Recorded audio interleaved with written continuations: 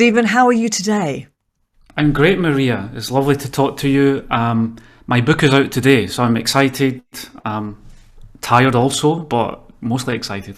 Oh, how wonderful. So at the time of recording, on the day of recording, your book is out. How wonderful. And we're going to talk about your book. In fact, let's just show us the cover. Even though we're listening on podcast, show us the cover of your book. Here it is. Fantastic. And tell us what the title is.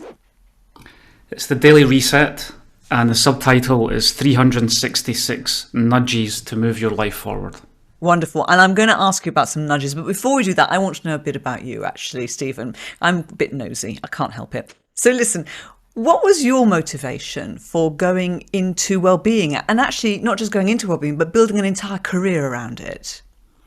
Yeah, so it's been 20 years, which is hard to believe, Maria, and I write about that in the introduction to the Daily Reset and talk about how it's a celebration of 20 years and squeezed everything that I know into those 20 years and all the experiences that I've had. The kind of more professional version is that I was a visiting researcher at Stanford in 2001. I was doing a PhD in design thinking and specifically virtual teams, which has been very handy the last couple of years. And at that time, I just felt, how can we, my own well-being, let's say, was soaring at the time. I was having such a fantastic time, but I was also stretched. I felt that I was uncovering and discovering my purpose. And I think this is also important for how we understand well-being. I think there's a lot of misunderstanding about what well-being is. And I think there's a confusion with well-being and wellness. And maybe we can get into that a little bit later also. But I was being stretched. I was becoming a better version of myself. I was also training physically with the track team at Stanford at the time. And I felt this is brilliant. But I knew some of my colleagues who I was, studying with prior to going to Stanford were in the world of work, and it was the complete opposite. They were being squeezed, absolutely, one way. And I just felt, how can we design a more healthier way of working? And so that was the question that I've had ever since. And I've looked at trying to answer that in many different ways and from very different perspectives since that wonderful experience. I don't have all the answers, but I think formulating the question is often the most important part. The additional element, and I didn't uncover this until much later, is that I grew up in the 1980s in a very working class household in the west of Scotland, and I saw a lot of things at that time. And one of the things was that there was a main employer, which was a steelworks. It was Ravenscraig Steelworks, and they became one of the largest and most famous steel producers in the world. And this built on a rich tradition in the town that went back 150 or more years. When I was at school, that steelworks closed, and then from overnight, I saw a huge change in society around me, and it really left a mark on me, and that impacted the financial well-being of a lot of people within the town, but more than that, it affected the purpose. And I think you can look at a lot of the west of Scotland and even the shipyard industry at that time, and a lot of people, and predominantly men at that time, they lost their purpose, and this affected their health, this affected their well-being. And you got even aspects like dying man syndrome, people just dying very, very young in their 50s, because essentially they had lost their purpose. So I didn't think about this until much later, but this also left a big mark on me. And a lot of the new book particularly looks at the importance of societal well-being and community and looking at this very broad impact. So these two experiences together really left a big mark on me and shaped my career. I can imagine that. I now realise how young you are when you said you grew up in the 80s. You're a young man. How lovely. So I did think that when I saw you. So tell me, you said that there's a difference and a misunderstanding between well-being and wellness. I think we probably do need to clarify that. Could you define well-being and the difference with regards to wellness, please, for us? So at least for me, and I've thought about this a lot for several years, and this is not to take away the importance of the industry of wellness, which is a hugely important multi-billion-dollar industry. But wellness for me is about escape. It is about you go and fix yourself outside of your normal day-to-day. So you go on a wellness retreat. You go for a spa weekend. You look after yourself, which is absolutely important. It's critical in our lives. I need wellness. We all need wellness. We don't want to have a reality where illness is the predominant reality, but we need wellness, absolutely.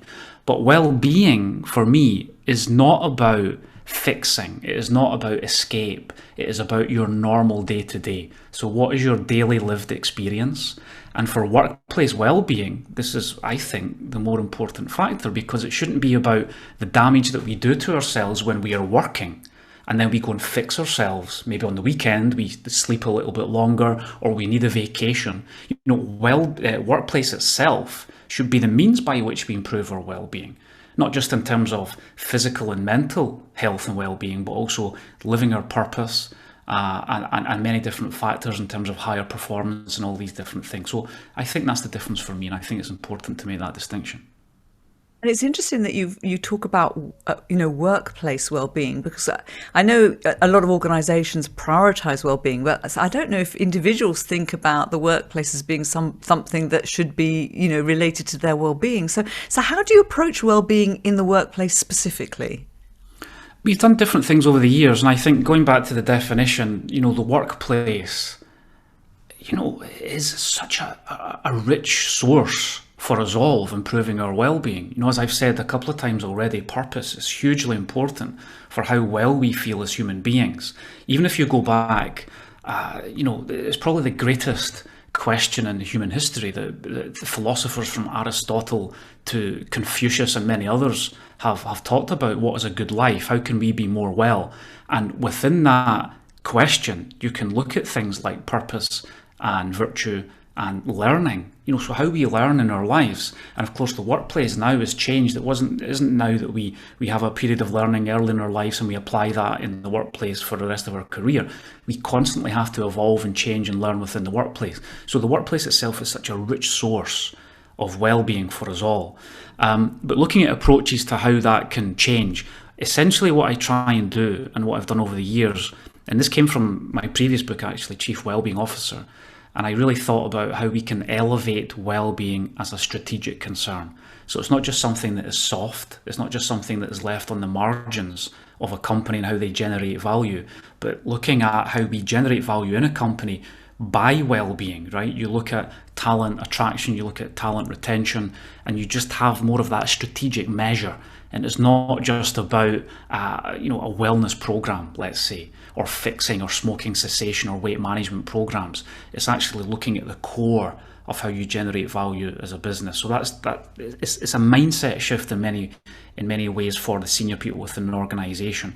And then after that, traditionally what we've done, and it's by no means the only approach, we've looked at a lot of leadership development with the senior people within organisations, and trying to change their view and also get them to be the role models of the culture within the enterprise. So we look at habits on an individual level, and when you elevate habits, discrete habits, to the collective, and that could just be a team or it could be the whole organisation, we get culture.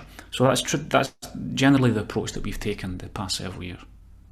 That's fascinating. And I mean, I've not been employed by anybody but myself for many years now, but I remember when I was employed and working in the workplace, and in some of the jobs that I worked in, the hours that we had to keep and the stress and the pressure that we were under, there was nothing to do with well-being there. It was always just about, having to achieve these results.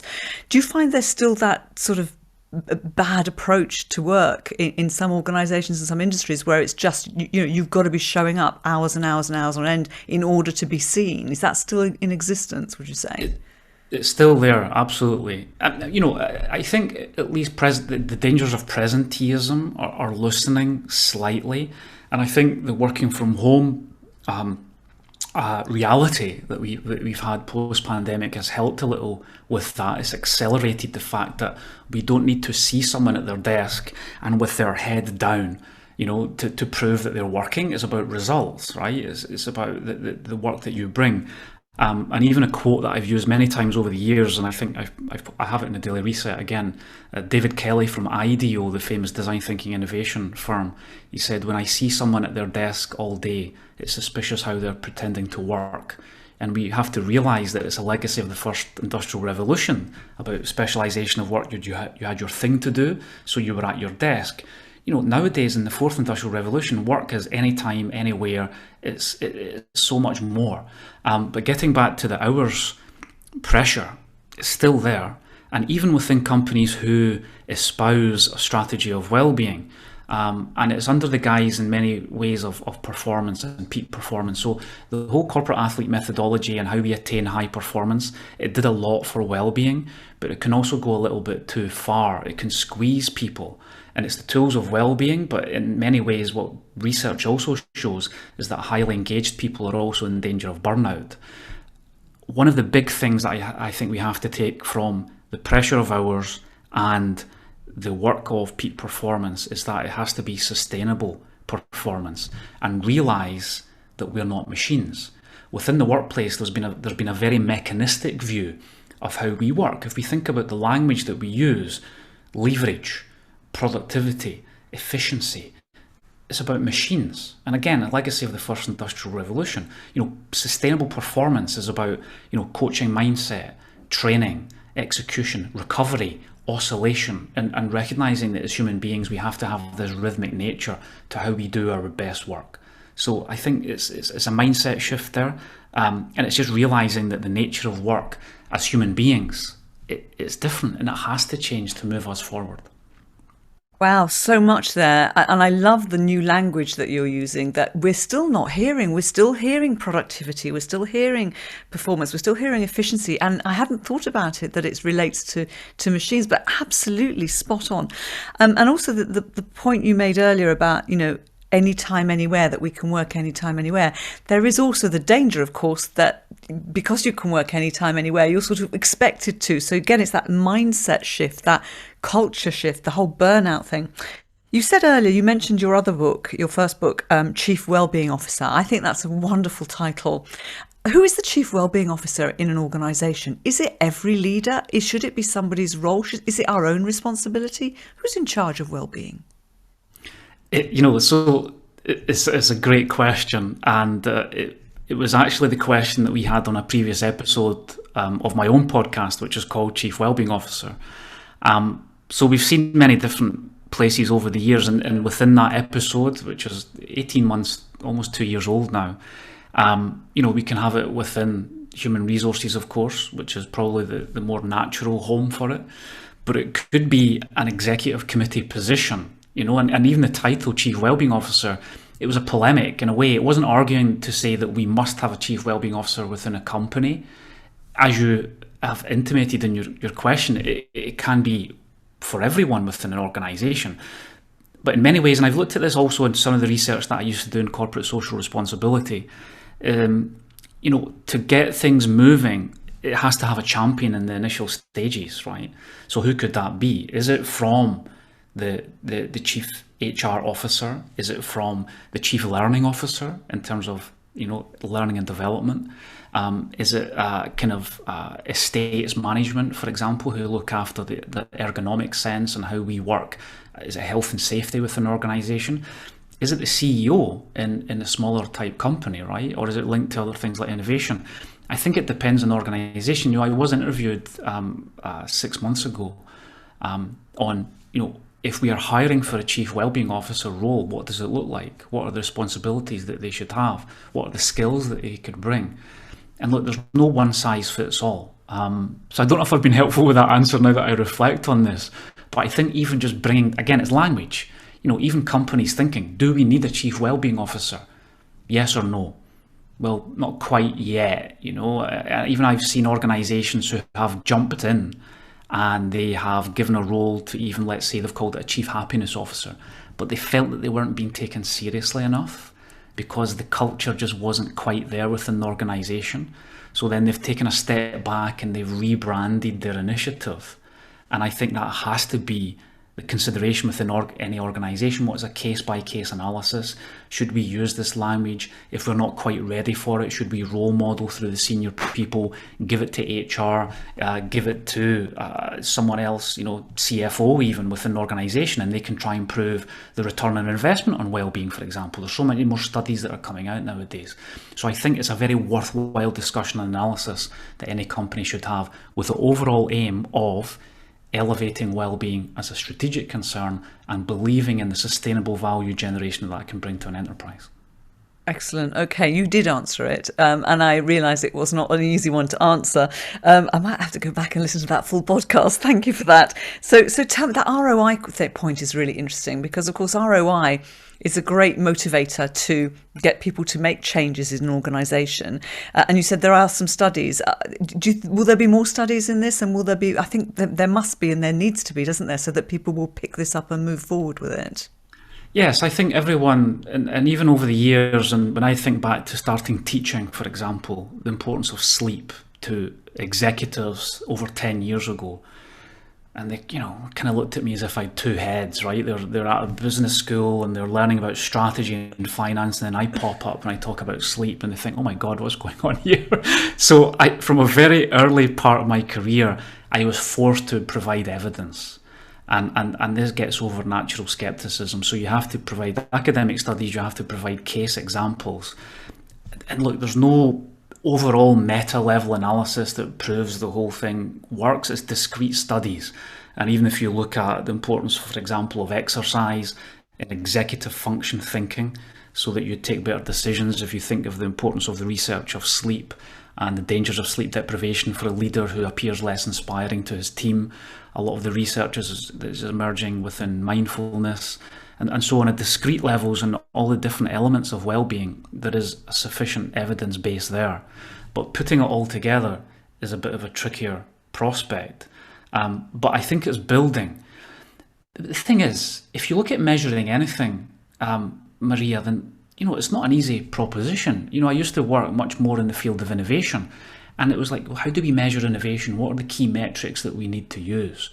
And many other things within an organisation. And even if you think of how we measure the wealth of countries and economic development, GDP has been under a lot of increasing fire in recent years, because people are starting to think, and economists are starting to think, this isn't a true reflective measure of progress. So how do we measure progress? And of course, at the same time, you got all the happiness studies from, I think it was Bhutan was the first country to measure national happiness. But now you're getting, much more of a maturity within that level. In the UK, you've got the Office for National Statistics, who are measuring different ways of well-being for the organisation. Scottish Government also have their own approach to that. France are also pretty well forward in that as well. So it's a question for progress for us all as a society. And I think when we're coming off the back of something like COP26 in Glasgow, these are the questions that we have to keep asking. How do we measure progress? Where is it we want to go? And so it shouldn't just be viewed that well-being lacks the overall ROI. We need to question everything, the way that we live our lives and the way we live our working lives. Yeah, better questions. Absolutely, totally agree with you. That's great, and a better way of measuring. So there's some work to be done there, isn't there? That's going to be fascinating. So tell me, we touched on it a bit earlier. We talked about the fact that people obviously have changed the way they work. Many more people are working from home these days. How has that affected the work that you've been doing with regards to well-being in general? How's the pandemic affected your work? There were two or three main areas, I think. Resilience was a big hot topic, and I saw that reflected in a lot of other, of my peers and colleagues who were working a lot in what does resilience mean, and how can we not just bounce back with, I think is quite a narrow view of resilience, but it's certainly an element, but change our mindset, recognise that there are many things outside of our control, and also within the book, The Daily Reset, there is a month of nudges on resilience, which is October, and we look through the different elements of that. So resilience is one thing. Another important thing was leading at distance. So recognising that especially managers and leaders, it really is difficult to do it when you're not bumping into people in the office. The communication is harder, but also from the employee perspective, they have a very narrow view of work experience. Because previously they're in the office, they have all that experience that they go through in a normal day. If you think about their normal daily journey, if you think of design thinking methodology, for example, and then all of a sudden they were behind the camera, and all they had to evaluate their work, whether that was positive or negative, was what they saw in these meetings, and it was back to back, and we all fell into this without having sufficient break. So a lot of people were really suffering. And so team leaders, it wasn't management by walking around, it was like management by calling around. They had to do an increased amount of one-on-ones. It was exhausting for a leader, and especially if you're an empathetic leader, it's tiring enough.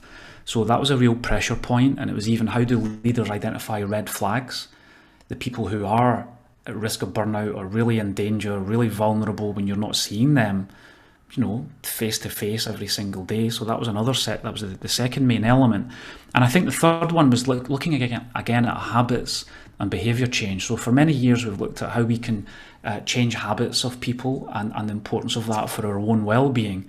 And because we were working from home, a lot of this really merged in. We had this messy middle. We weren't quite fully present at work, neither were we fully present at home. We were kind of in this hybrid nature.